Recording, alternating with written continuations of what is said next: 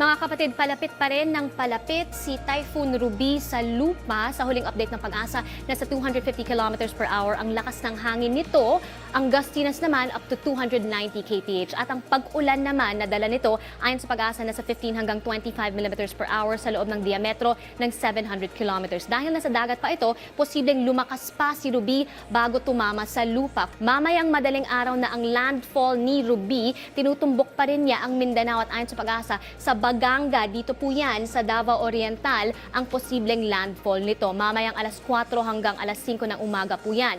Kung hindi na iiba ang galaw ni Ruby pagkatapos ng Baganga, dadaan ang mata nito sa timog naman ng Dumaguete City.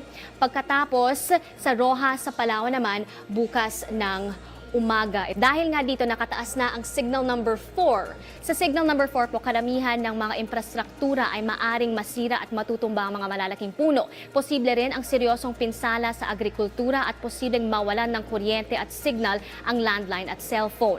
Posible rin magkaroon ng storm surge o ang pagtaas ng tubig dagat na posible magdulot ng matinding pagbaha sa mga susunod na lugar. Hindi po biro ang storm surge na kahit isang metro lamang ang taas dahil lagpas tao pa rin ito at posible magdulot ng matinding pagbaha, lalo na sa coastal areas. Wag na wag pong maging matigas ulo, pumunta na po sa mga evacuation center dahil yan nga ayon sa Pag-asa, si Ruby na ang pinakamalakas na bagyo na maglalandfall sa bansa ngayong 2050 at ang pinakamalakas na rin para sa Mindanao sa loob ng 5 taon. Yan na muna ang latest tungkol kay Typhoon Ruby mula sa Action Weather Center. Ako po si Leah Cruz. The weather report you've just seen is set in 2050 and it's just a possibility given the direction that the world is taking now. Things may actually turn out to be much worse. The Philippines is a nation made up of 7,107 islands with around 36,000 kilometers of shoreline. We are also the third most disaster-prone country in the world, and we experience an average of 20 storms every year, 90% of which affect the country, some causing great destruction.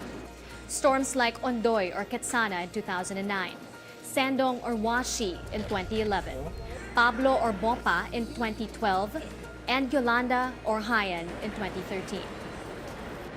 According to the Intergovernmental Panel on Climate Change, the Philippines is at great risk. It is in the Philippines where the highest sea level rise has been recorded since 1901. The global average is at 19 centimeters. In the Philippines, a rise of 60 centimeters has been recorded. That's 3 times the global average. In this map from Climate Central, we see that the Philippines experiences an average rise of 6 to 12 millimeters in sea level per year, depending on the area. With global temperatures rising, the oceans are getting warmer, which will produce stronger storms or tropical cyclones. Because of our location in the Western Pacific, we get a lot of these storms. When you combine a stronger typhoon with higher sea levels, we're looking at even more destruction after we're hit by a storm, more than we see today. That means more of this. What can we do about all these changes, about all these risks that we expect? I mean, to prepare for them, basically. Or is there any recommended plan of action that we can take as a Filipino people? We need to prepare our communities, and that means effective and meaningful land use planning. We need to get people out of harm's way and locate our homes, our infrastructure, our food production systems where they will not be drastically affected by all of the impacts of climate change. We call that climate change adaptation.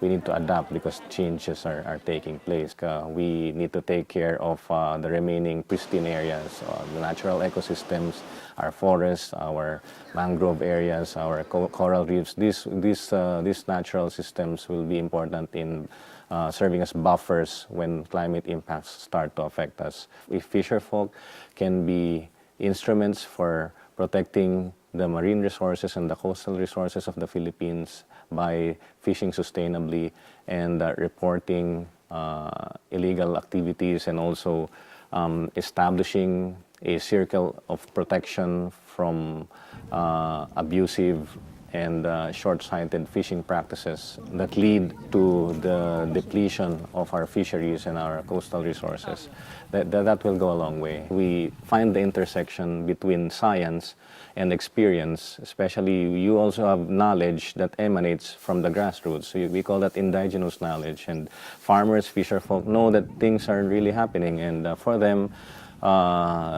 it is an existential question. It threatens their existence, and their real lives and livelihoods are at stake. We're a developing nation. How do we make sense of fitting preparation for climate change into all these other issues that we have?